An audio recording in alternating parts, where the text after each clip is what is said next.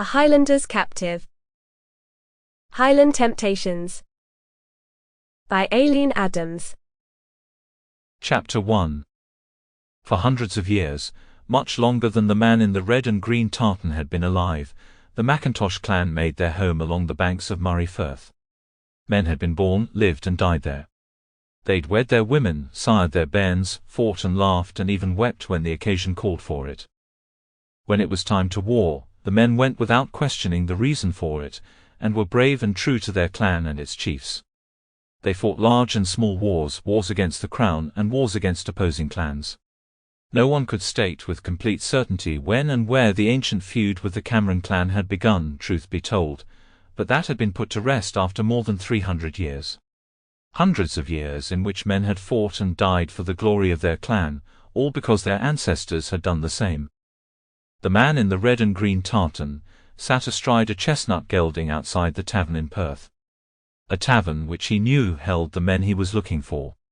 He hadn't seen them since they'd parted ways after the disaster that was Culloden, and had leapt at the chance to join up with them again when his friend William Blackheath had suggested them for this mission.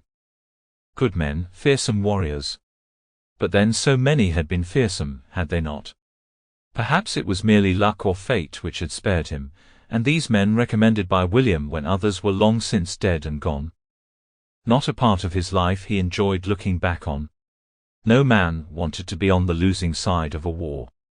But the war was over, at least the war between the Jacobites and the Loyalists.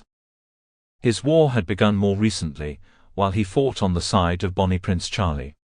When in the course of a single night, his family's fortune had turned upside down, and with no way to protect those he loved and that which his family had devoted centuries to without being branded a deserter.